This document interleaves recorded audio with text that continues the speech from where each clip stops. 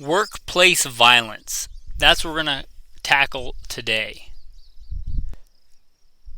Active shooters, they get a lot of press. Heck, things like bear attacks get a lot of press. And look at how many bear attacks are in the U.S., versus workplace violence. I don't think it gets talked about in the same arena, and I'm not really sure why. So that's what we're going to talk about today. Welcome to Gunfighter Life, the podcast where we talk about guns, gunfighting, tactics, ballistics, the right way with God at the center, Judeo-Christian values, and real-world first-hand experience. On that, I am going to put in a quick version of the bio today, because perhaps this is a episode you want to share with someone. Because a very valid question is, why should I listen to what this person has to say on the subject matter? Blessed to have served in the military, law enforcement, combat veteran, private contractor, competition shooter, lifelong hunter, guide. Blessed by God that He got me through all those things so I could share this firsthand training, knowledge, experience with you to serve you today. Let's dive into the podcast. Now, I don't want to bore you with a bunch of statistics, and you can kind of make statistics say whatever you want. But to show you that it is a real thing, the Department of Labor lists tens of thousands from 2021 to 2022 incidents of workplace violence and 524 fatal injuries due to homicide by other person in the workplace in 2022. So yeah, it's a real thing. It is a real thing. When I was the commander of a tactical team, we trained on it. When I work as a private security contractor in pretty high-end, secure places without giving too much away, we focus a lot on external threats, but we also focus on workplace violence and internal threats. Why? Because it's a real thing that really happens. It would be kind of ironic to do a bunch of training, worry about somebody coming in, and doing harm, and then somebody that actually works there is the problem. And if you've worked in any kind of office environment, any kind of workplace that has any kind of size to it, maybe even small ones, I don't think I have to tell you the amount of drama that can go on there. Lovers' triangles and quarrels and divorces and hazing. Maybe somebody gets let go and they're really upset about it. Look at how many people are on medication that affect the function of the brain and how that all goes. And I'm not a doctor, but just look at how many people are on prescribed medication and what percentage of those, affect the way the brain functions. The reasons are not really what concerns us here today, though, but the fact that it's a real thing and it's something that you and I may have to deal with. But first, you got to admit that there's a problem. Workplace violence is a problem. It is an issue in America now, and I don't foresee it going away anytime soon. So let's tackle that. Now you might think, this is Gunfighter Life, let's talk about guns. Hold on. Let's talk about situational awareness. You should have the best gun in the world, and if you're asleep, somebody will walk up from you and take it or kill you, right? So that would be the complete other end of the spectrum, zero situational awareness, as in you are asleep, you are not conscious. You have zero situational awareness. Now, you might want to look up Cooper's Color Codes of Awareness, Colonel Jeff Cooper. I don't generally refer to him as Colonel a lot because I don't ask you to refer to me as Sergeant Melito. I think that's a little odd. So Cooper's Color Codes of Awareness you can look at. We owe a lot of our modern day philosophies and stuff to Jeff Cooper. A lot of the younger generation may not realize that, but look up the states of awareness, right? And just realize that you should always be in some level of awareness, like a yellow, and then look for indicators in the workplace that might put you at a higher level into an orange or something like that, into a higher level of situational awareness. Because you don't want to be in that all the time, right? You'd be like a little rodent always scurrying, looking around for a threat. You don't want to be like that, but you do want good situational awareness. And some things, some indicators that might bump that up. A lover's quarrel that's getting heated at work.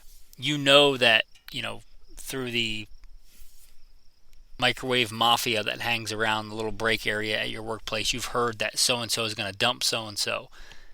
And you know so-and-so is maybe not the most stable person. That'd be a time for greater situational awareness and paying attention. You see somebody wrestling with depression or anger issues, and I'm not saying that they're bad people and you should have compassion on those people, but you can have compassion and still pay attention. It's the loving thing to do to protect yourself and others, but maybe giving them a little bit of extra attention, looking for indicators. Pre-attack indicators, we like to call them at work. Things like clenching and unclenching a fist. You can see, the muscles in the veins flex in the neck. You can see their jaw working when they're not eating. A lot of times they'll roll their shoulders forward. They'll be hyper-focused on one thing or one person. But you got to have situational awareness to pick that up. You might go into work every day the same way. A good thing you might want to start doing is look at other ways to go in and out of your workplace. Maybe every time you get a break, go exploring ways to come in and ways to go out.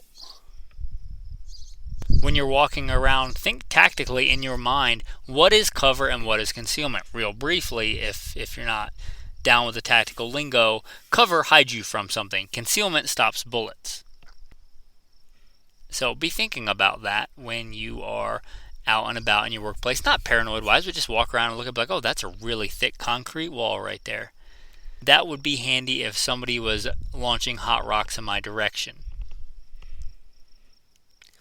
Let's take it to another level. Let's say, you keep an eye on a few people at work, your levels are heightened, and you notice that so-and-so always comes in and goes out the same way. You're not stalking them or anything, just pay attention, right? But you notice they generally park in the same area, they always come in and go out the same way. Well, if something happens with that person, you probably ought to know that. Generally, people will enter and exit out of habit the way they normally do. So one thing, you don't be a creature of habit, come in and go out different ways, and know which ways they're likely going to use. Also, for yourself, maneuverability. Try not to position yourself in such a way that you can't get anywhere. You want to be able to maneuver, so think about that as well. Now let's start talking about the levels of defense. EDC, everyday carry. And I know I'm maybe over-explaining, but again, I hope you share this with people that maybe you're not into the tactical lifestyle, right? They don't sprinkle acronyms on everything like us military and police people like to do for whatever reason. But everyday carry, what you carry on your person. I've done entire episodes on this, and I'm not here to dish out. This is not the episode to dish out whether the M&P is better than the Glock or the 1911 is better than the SIG P220, right? This is not that episode. But cell phone, you probably have anyway for communication. A flashlight. I know your cell phone has a flashlight. It's not a great flashlight. A decent flashlight. A knife. Because you're an adult, have a knife on you. Come on. A decent sized knife for a daily tool and for defense if you need it. A handgun and ammunition that you train with, that you get out and use. Blessed be the Lord my rock, who trains my hands for war and my fingers for battle. Also, verse, let he who has no sword sell his cloak and buy one. Jesus said that. So, have a handgun, train with it, and actually carry it. If you're worried about workplace violence, that handgun at home is not going to do you much good in a workplace violence incident. And you should probably have something on you. But it makes my butt look big, but it's heavy. Carry a handgun.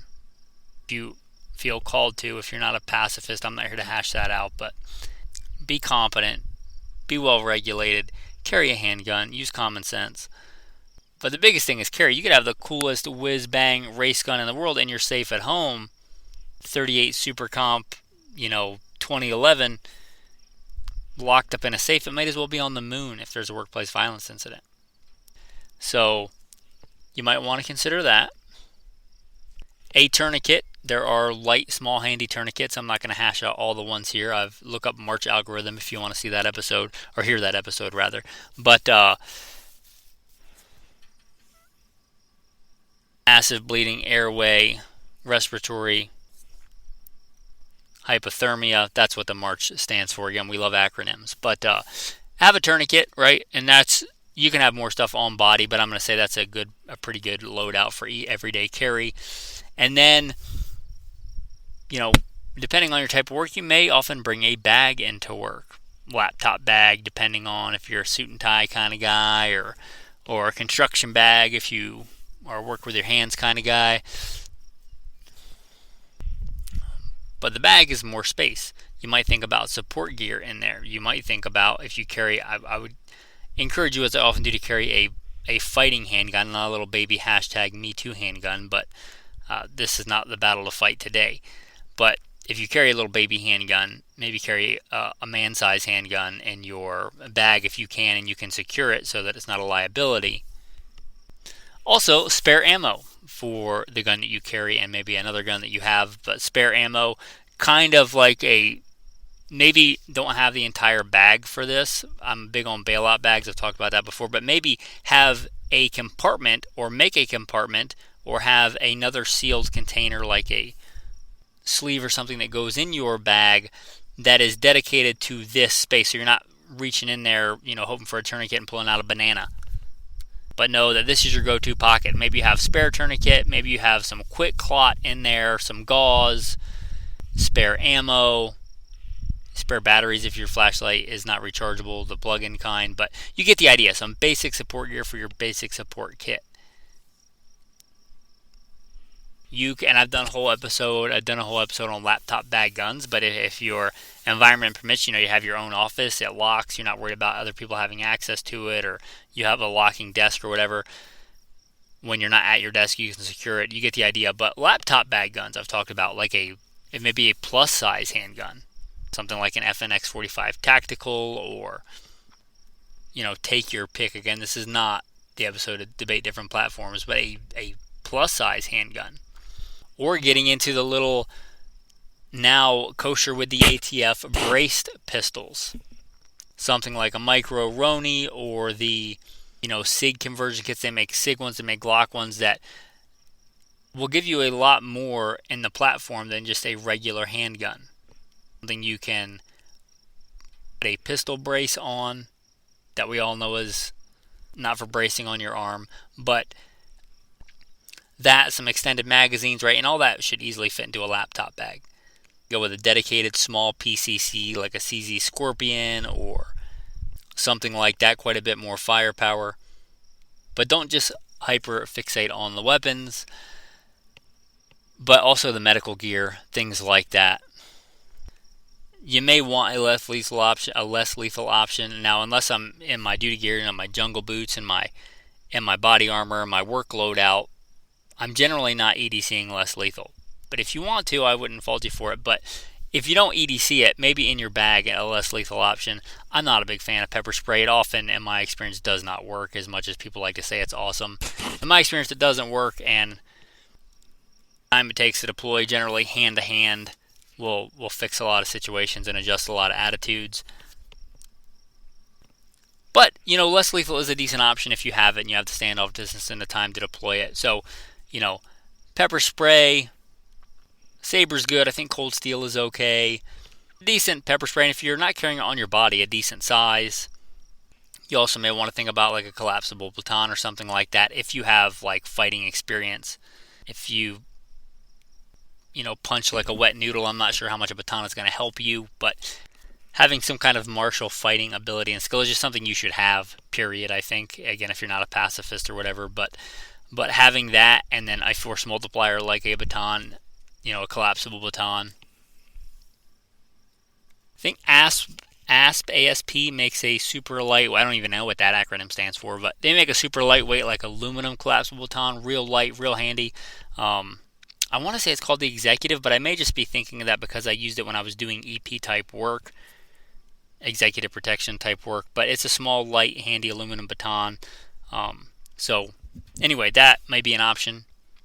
If you're not carrying it on body, something bigger and longer and heavier, it may do the job. If you want to go more covert, you may look up a sap or blackjack. They're like a leather thing with a piece of metal or a piece of lead inside. They make ones that are kind of quasi saps that are just kind of a coin purse that you put coinage in, nickels, dimes. Not that you actually use nickels and dimes anymore, but you carry them in there in the little pouch because, again, if you know how to give a good impact with your hands, then it's a force multiplier. And the next thing I'm going to talk about is your vehicle. You probably drive to work. If you drive to work, your vehicle is another good place. I'm a big fan of truck guns. I've done not just an episode, but I've done entire series, 2 entire series on truck guns. So I'm not going to hash it out here, but a long gun.